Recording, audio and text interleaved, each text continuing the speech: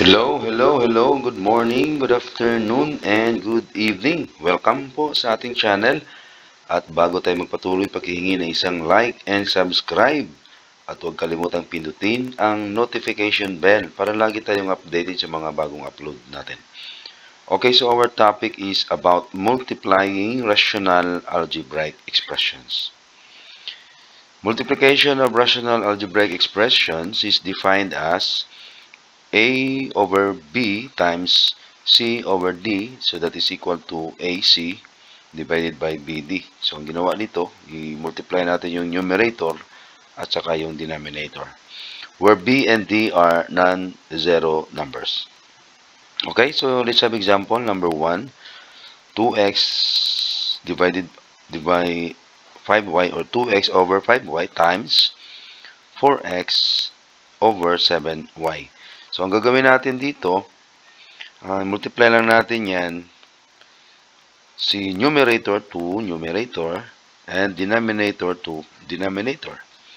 So, 2x times 4x, so that is 8x squared, over 5y times 7y, so that is 35y squared. So, kapag ma-reduce siya, pwede natin i-reduce, pero kung hindi na, huwag na natin pilitin yan. So, this is your final answer. Next, proceed tayo sa number 2.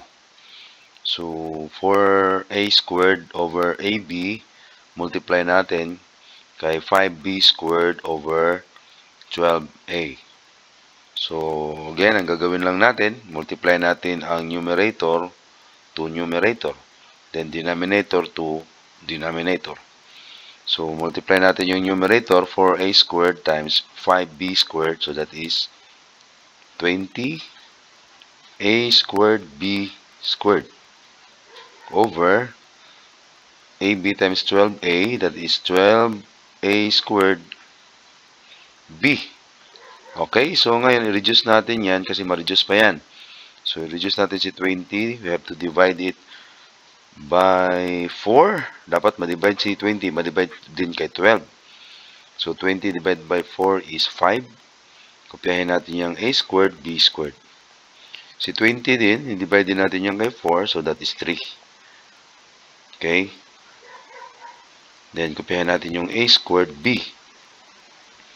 So, next, i-cancel natin yung a squared at saka itong b, at saka yung b sa numerator, pero may isa pang b na iwan.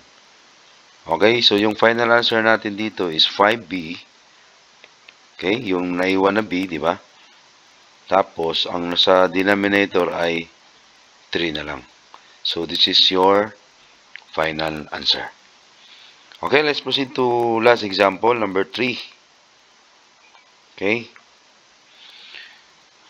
X over xy times x squared plus 4x plus 3 over x squared minus 1. So, ganun pa rin gagawin natin. Multiply natin si numerator to numerator, denominator to denominator. But before that, itong x squared plus 4x plus 3 ay, at saka itong x squared minus 1, ay kailangan natin i-factor muna yan bago tayo mag-multiply. Okay? So, dito tayo sa baba konti. Kopyahin muna natin yan si x over xy times, ito, i-factor natin yan since this is perfect square trinomial. So, ang factor niyan is x squared yan. So, x, tapos plus, factor ng 3, that is 3 and 1 or 1 and 3. Okay? Kahit saan ilagay mo yan, pwede. Over, so, factor nito, this is difference of 2 squares. So, difference of 2 squares, x, tapos isang x sa kabila, then plus minus. So, factor ng 1 or square root ng 1 ay 1. Okay, so ngayon, i-cancel natin yung pareho or yung common. Okay, si x plus 1 at saka x plus 1. So, equals x times x plus 3. Okay? Over, ang naiwan sa denominator, si xy times x minus 1. Okay, ngayon, pwede pa natin i-cancel itong x.